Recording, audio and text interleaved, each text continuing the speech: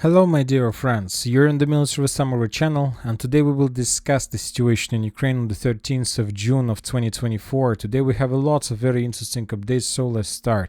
And first let's talk about Kharkiv direction, where the Ukrainians during the previous 24 hours conducted a lot of, let's say, attempts to counterattack the Russian positions, and probably as a result of some of those counterattacks they managed to restore control over some tree lines and the fortifications. For example, this video was published by the Ukrainian Brigade Khartia, 30th Brigade Khartia. On this video we can see how the Ukrainians, using significant number of personnel carriers and armed vehicles and infantry, were trying to counterattack the Russian positions along the tree lines to the south, in the southern direction of Hlyboke. Some of those positions were, some control over some of those positions were restored by the Ukrainians. Some of attacks were repelled by the Russians. Anyway, we have some geolocations, we have some videos. For example, in this video we can see how the Ukrainians were storming a tree line, and if we return back on map, this tree line is located here. So at least as a result of previous counterattacks, the Ukrainians of the 30th Brigade managed to reach, at least to get this line, and probably the Ukrainians managed to capture this territory because the video, first of all, was published by the Ukrainian side. If we continue receiving additional updates, of course we will adjust the map, but if summarize everything we received during when watching that video, we can make a conclusion that this territory was, let's say, control over this territory was restored by the Ukrainians. It will not resolve the main problems and the main issues of the Ukrainians in this direction, because there are still towns by the name of Hlyboke where the Russians managed to dig in deeper. First waves of attacks in this direction were repelled by the Russians. If you remember, during the previous days the Ukrainians were attacking in this direction with the use of forces of 42nd Mechanized Brigade, and all of those attempts to attack were repelled by the Russians. Now the Ukrainians are trying to attack in this direction. There are lots of fortifications. Hlyboke itself is a very powerful stronghold with the basements and the buildings in this area. Also we have this stronghold which is still under Russian control, and of course we have the forest that located to the east of Ukrainian road of attack. So lots of job to do, but the Ukrainians understand that they don't have any other option. They need to counterattack. And you know that there is very interesting, let's say, very interesting, very interesting specification of exactly this direction, because while the Ukrainians tried to attack the Russians in Hlyboke, another Russian group of forces tried to attack the Ukrainians in Zelene. Today we got another additional batch of videos where we can see significant number of Russian artillery strikes, aviation strikes in this area. The Russians managed to deal significant damage to the Ukrainians. Lots of positions were destroyed, a lot of ammo depots, warehouses were damaged and destroyed by the Russians. So we see that the Russians are attacking, but for now we still haven't received any updates or any confirmation, video confirmation, whether the Russians managed to establish complete control or not. But we got another important analysis. For this analysis we need to increase the numbers of updates since the beginning of June, and we will see how focused the Russians are in this direction. A lot of explosions, a lot of FABs, artillery strikes. We see the Russian that currently this is the priority target for the Russians. I don't know why, but as I understand, based on the geolocations, the Russians are trying to capture Zelene, and probably after that the Russians will try move further to Niskuchne and then further in the southern direction to Vysole. So for now this is the Russian priority number one. And when talking about the Ukrainians, Hlyboke is the priority number one. So while one side attacks in one direction, another side tries to attack in completely different direction. Now let's move to Vovchansk, and as for Vovchansk we see the same story. While the main Russian forces are storming the Ukrainian positions in the aggregatny plant in this area, furthermore I would like to mention that according to pro-Ukrainian mappers Deep State, this industrial zone is already under, let's say, on the Russian control, or at least the Russians control 60%, but this piece of news we received the previous morning, so this morning, so most likely during the upcoming night and tomorrow the Russians will clear this territory completely and will capture this territory for 100%. The Russians, as you can see, are trying to not to answer the citadel. They are trying just to bomb and attack the citadel with different types of weapon. Today we got another batch of videos of how the Russians were bombing and attacking this territory with FPV drones, with aviation, with artillery. So the Ukrainians probably control this territory, but telling the truth, the territory doesn't have any value for the Russians, because the Russians are planning to capture this territory without even attempts to attack this territory, because they want to attack first the industrial zone in the southern direction, and then it will force the Ukrainians to fall back. So this is the primary target for the Russians, number one. This is the target number one. And let's say concerning Ukrainians, the target number one for them is to force the Russians to fall back from this territory. We got significant number of reports, we're receiving them every single day, of another Russian attempts to attack this territory, and the main reason of these attacks is to restore connection between the village by the name of Tikha and the Ukrainian positions in the eastern Vovchansk. Probably this will, this will resolve the problems with supply and support, and will allow the Ukrainians to continue clashes in this direction. The thing is that the Russians controls the highest point, and from this point the Russians can see everything around. So this is the reason why the Ukrainians are counterattacking. So once again, to summarize everything, the same story. While the Russians are storming the citadel and industrial zone, the Ukrainians are storming completely different direction. About let's say other reports from this area, according to pro-Russian sources, the Russians reached the outskirts of the village by the name of Bachkova, and it's like, according to the Russian sources, the Ukrainians confirms these reports, but not let's say big progress. The Ukrainians colored some territory under Russian control, not so big as the Russians are coloring, but anyway, also the Ukrainians confirmed that there is a movement exactly in this direction. Very important update we got today from the Ukrainian sources. In this video, for example, we can see significant number of engineering equipment that the Russians brought in Vovchansk direction. As you can see, we received significant number of videos from the Ukrainian side of how they were FPV droning the Russian engineering equipment here, so which confirms that the Russians are building the next defense belt in this area. So we don't know for sure how exactly the battle for Vovchansk is going to be finished, but we see one thing, that the Russians are trying to stay on the safe side, and they're building significant number of trenches in the fortifications between Vovchansk itself and, let's call it, the town by the name of Shebekin on the territory of Russian Federation. Because, as we discussed in the previous updates, the Ukrainians concentrated significant number of forces. They redeployed brigades from all over the entire territory of Ukraine. Thousands of soldiers of armed forces of Ukraine are here. The Western countries allowed the Ukrainians to attack the territory of Russian Federation with the Western weapon, and we know that the Russians, on the other hand, are limited in this direction. They don't have, let's say, thousands and hundreds of thousands of soldiers. The biggest part of Russian army is located, let's say, in Avdiivka, in Siversk direction, but not here.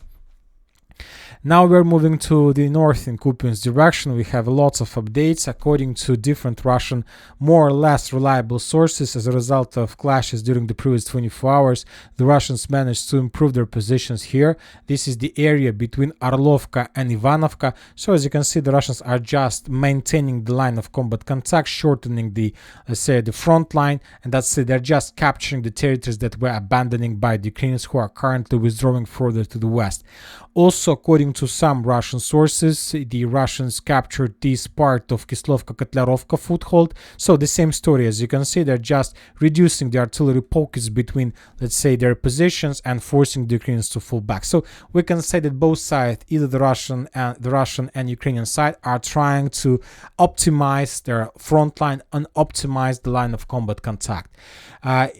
But we have more updates about Stepova and Novopokrovske. The Russians during the previous 24 hours made more attempts to storm the village, but that attack was also repelled by the Ukrainians. More precisely, the Russians, as we can see, are in a hurry. They're in a hurry. They try to finish the battle as soon as possible, but they haven't managed to complete one important thing. The Russians haven't managed to clear the fields from mines. There are still a lot of mines. They made a lot of attempts to bring some equipment demining equipment, but the Ukrainians discovered everything and destroyed, and now the Russians are trying to attack through the minefields, which is very difficult, of course. On the other hand, we see that the Russians are trying to move further on the line between Orlovka and Petropavlovka. In this video, we can see how the Russians were bombing and attacking the next Ukrainian defense belt. Most likely, this tree line will be captured by the Russians tomorrow, and some Russian sources will provide us this update, and we will adjust the map. Now we're moving further to the south in direction of Siversk. We have lots of very interesting updates from this territory, as you can see. The most important is that according to different Russian mappers, the landfill, Belogulovka landfill, was completely captured by the Russians, yet we haven't received any geolocations, so for now we're keeping the territory as a gray zone, but most likely during the next few days we're going to receive some updates. Maybe the Russians will raise the flag in this area. Also, we have reports that the Russians continue moving further in the western direction from Verkhnyakamyanka to Verkhnyakamyanska. Today, the Russians published the video how they managed to discover the abandoned Ukrainian armored vehicle that Ukrainians were using as a storage for mines, and as a result of FPV drone strike, that mine storage was destroyed and there was a very heavy explosion. Now we are moving further to the south. We have additional updates of FPV drone strikes from Sporna. As you can see, another day, another geolocation from the village, but for now without any attempt from the Russian side to attack this territory or to try to capture the village. We have report from Deep State. They confirmed that the Russians managed to got closer to Vyimka, that positions along the railways were captured by the Russians. And now we are moving to the most important update from Siversk direction. The Russians, as a result of offensive operation, managed to establish complete control over these fields and to capture first buildings inside of Razdolivka itself. If you remember, during the previous days we talked a lot that according to some Russian sources, these hills and these fortifications were already captured by the Russians, so this territory was, according to different sources, Russian sources, was already under the Russian control, and according to these reports, those reports, it was just a matter of time when the Russians were going to begin the battle for Razdolivka itself. And starting of 13th of June, we start receiving updates from inside of the village. But the most important is that the Russians entered the territory, and the most important that the village is very small. During just June, the Russians were bombing the territory heavily. So as I understand, the Ukrainians are not going to show significant resistance. Most likely they will be forced to fall back to Fyodorovka Perezhny because of risk of being encircled by the Russians, who are currently probably are moving in the northern flank, let's say towards the same villages. So the battle has started, and if the Russians are able to answer Fyodorovka or Perezhny, then we can say that the battle for Siversk has started as well. In case of Chasiv Yar, during the previous 24 hours, we haven't received almost anything. The Russians continue bombing and attacking the Chasiv Yar citadel.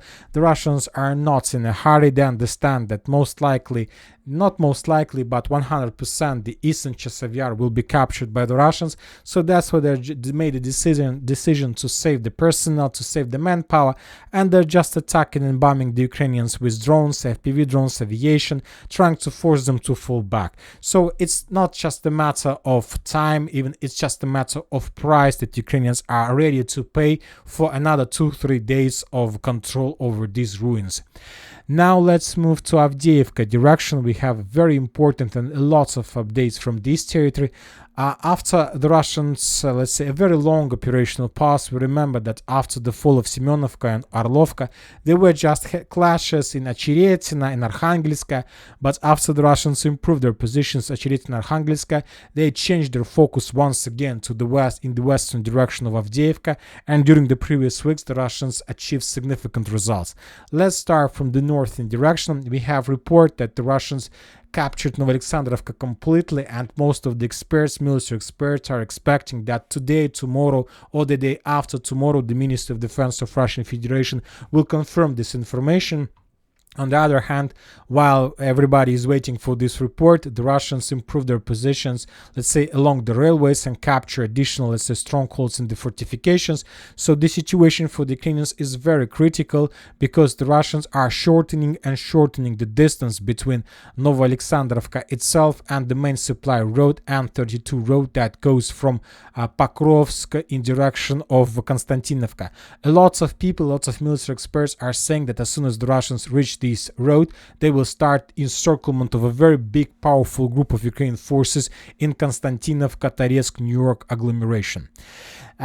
When talking about the Novopokrovske in this area, as you can see, we have adjusted the map. During the previous 24 hours, the Russians managed to establish complete control over this territory.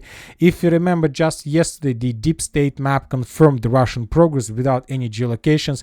And by, let's say, 12th of June, the Russians were controlling, according to deep state, around 60 or 70% of Novopokrovske. And today, on the 30th of June, we got the final confirmation and the video from inside of Novopokrovske itself. In this video, we can see how the Russian soldiers were sailing the flag in the most western part of the village, which confirms complete control over the territory, and that the village by the name of Novopokrovske was captured by the Russians on the 13th of June. So based on this video, we have adjusted the map, and now we see that the battle for Novopokrovske Persha has started. Furthermore, so if we summarize everything, we see that the Russians are moving to Novopokrovske Persha in the north from the northeast. Also, we have different videos from pro-Ukrainian sources of how they were FPV droning the Russians in these fields, which confirms the Russian control over this territory as well. Based on that, we can make a conclusion that the Russians are moving in direction of Novopokrovske Persha from the eastern direction. And don't forget about the Russian foothold in the southern direction from Novopokrovske Persha. We haven't received geolocations confirming this control over this territory, but anyway, we know that the Russians are there. Based on that, we can see that the Russians are moving to the same village from the southern direction as well. Some people are saying that Ukrainians probably will show some resistance in this area. They will try to fight with the Russians because then the Russians are going to move to Selidovo and Pokrovsk. But due to the configuration of the line of combat contact, due to this artillery pocket, significant number of water barriers, I believe that Ukrainians will show no resistance at all. They will fall back. The only thing that the Ukrainians are trying to resolve right now to find the solution is how to evacuate as many as possible of Western weapon, because most of the bridges, most of the pontoon bridges and crossings in this area are under complete Russian control. During the previous months, during June and May, we got significant number of destroyed Bradleys, Abrams, tanks, artillery systems that basically were abandoned by the Ukrainians due to this artillery pocket and this ambush, this trap that Ukrainians haven't found a solution how to evacuate from. So this is going to be a very interesting battle, and from Ukrainian side we're going to see the forces of 47th Brigade, 68th Jaeger Brigade, 25th Airborne Brigade, and many other forces. Now we're moving to YASNA-BROVKA. We see that the situation is getting worse and worse for the Ukrainians as well. According to pro-Ukrainian deep state map, these fields, these tree lines and brushes were captured by the Russians, and the Russians also reached the northern part of Karlovka from the southeast. So this is the situation, and the Russians have already established complete encirclement operation, or even a cauldron, for the Ukrainians who are currently located in YASNA-BROVKA. Just since the beginning of June, we got significant number of videos of how the Russians were destroying the Ukrainian, let's say, vehicles, trucks that were heading from the mainland to YASNA-BROVKA as a result of FPV drone strikes. On this video, we can see one armored vehicle destroyed. In this video, we can see another armored vehicle was destroyed by the Russian FPV drone. So a small cemetery here. A little bit closer to YASNA-BROVKA, we have few FPV drone strikes and few more, let's say, armored vehicles destroyed by the Russians. So the thing is very simple. The Ukrainians in YASNA-BROVKA are already in operational encirclement, and most likely the Russians during the previous 24 hours managed to improve their positions further to the west with the purpose to cut this area completely. Of course, we can say that the Ukrainians can try their luck and to move in the northern direction, but don't forget about this foothold. Most likely the Russians during the previous days were trying to improve their positions like this and to encircle Ukrainians in YASNA-BROVKA completely. So I think that maybe this night they will make another attempt, or last attempt, to evacuate. Otherwise they will be they're going to be a cauldron, that's it. Now we are moving to in the southern direction. We have some fire anomalies in Hostre, so the Russians are bombing this territory heavily, but without any global update or changes. Novopokrovske, the same story, just few FPV drone strikes without any changes on the ground. The Russians are hunting the Ukrainians inside of the stronghold, but without any changes on the ground.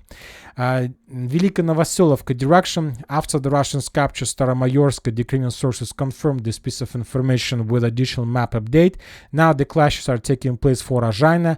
On the other hand, the Russians continue bombing and attacking Velika Novoselivka, the bridges, the warehouses, ammo depots, and the strongholds around. As you can see, the fire anomaly map, we have one FEB strike confirming the previous post with fire anomalies. And so the Russians are not planning to stop. They continue moving further, and they will bypass this territory very fast, as I understand. Urozhaine area, let's say Zaporozhye direction, we have just few FAB strikes, nothing special, just a regular military routine that we saw yesterday, the day before yesterday, and let's say 3 months ago. Just artillery strikes, aviation strikes without any changes on the ground. Kherson direction, the same story. Currently we can see the duels between, let's say, Ukrainian FPV drone operators and the Russian FPV drone operators. That's it. This is the area of duels, of artillery duels, of drone duels, and the most important, of FPV drone operators duels. Nothing more. Neither the Russians nor the Ukrainians makes any attempts to cross Dnipro or to capture additional territories, because everybody understands that this might be a suicide operation. The Russians were about to finish the construction of the railways between Melitopol, Mariupol, and Rostov-on-Don, and the Ukrainians are saying that this will radically change the entire logistic pictures along the front line, the Ukrainians believes. Also, we have report, according to the head of intelligence of Ukraine, Budanov, the Russians have deployed the S-500 system Prometheus on the territory of Crimea. So we'll see whether it's going to change the entire picture, but I'll remind you that Ukrainians reported that during the previous few weeks they destroyed significant number of S-300 system there. So most likely S-300, S-400 can't, let's say, handle with attack missiles, and the Russians decide to use S-500 for these purposes. In case of Kiev, we have lots of political events. The most important that it's official, the United States of America are going to sign in Ukraine, let's say, security agreement. Probably this is going to be last biggest security agreement for Ukraine ever. And I believe that after all these, let's say, procedures, Ukraine and the Western countries will try to combine every single, let's say, security agreement in one big security agreement with the Western countries. This is going to be not like a NATO agreement, but this is going to be something new allies between Ukraine and the Western countries based on the collective security agreement or combination of all these security agreements. Important thing we got from Ukrainian economy. During the previous few days, the Russians mainly were bombing fuel depots of Ukraine. We have lots of fire anomalies. We have lots of pictures and geolocations confirming that the Russians were destroying the fuel storages and fuel depots. And this is not the only one. Just before I start making the video, we got report that the Russians destroyed another fuel depot in Dnipro. And the reason of that is that Ukrainian energy facilities were collapsed under Russian fire. And most of the Ukrainians start using the engines. They start using the engines to supply their shops, their business, and many other things with electricity. As I understand, we have even the video. Yes, this is the video. I hope it's going to be uploaded. The situation, yes, this is the video, but maybe this video is not going to be uploaded. It's very not good. Okay, on this video we might see how the Ukrainians were using the engines, the generators on every single street to support their business, their shops, their malls. So that's why these engines, of course, are using fuel like diesel, like benzene. So that's why the Russians start bombing these energy facilities, of course, with the purpose to increase the price and to create some lack of this asset on the territory of Ukraine. So this is a very smart step from the Russian side. Let's say to force people to to ruin Ukrainian business. First of all, these things, all these attacks, and the main purpose to ruin, of course, Ukrainian business. Also today we had very important reports that Zelensky visited Saudi Arabia. He had the meeting with the, let's say, the authorities of this country. Probably Zelensky was trying to get some, maybe even security agreements, or maybe he wanted to get some, I don't know, something from Saudi Arabia. Maybe they wanted Saudi Arabia to make some sanctions against Russia, or he was asking some money, or the Western countries and the United States of America was trying to press Saudi Arabia through Zelensky. We don't know for sure, but the only thing we know for sure is that after the meeting between Zelensky and the authorities of Saudi Arabia, we got report that Saudi Arabia will not renew its 50 years PetroDollar agreement with the United States, which expired on the Saturday, June 9th. So probably, so we don't see any progress for Ukraine, but we see that PetroDollar agreement is going to be closed after this meeting. So as I understand, that wasn't very smart by the Western country to send Zelensky for these negotiations. And when talking about the United States of America, the Russian nuclear exercises in Cuba continues, and during the day we haven't received a lot of updates, but obviously the situation is also very, very interesting. And that's it for today. Military Summary channel reminds to condemn any violence in the world. Thank you for your watching. Subscribe to my channel, put your likes, join my Patreon, and have a good day. Bye bye.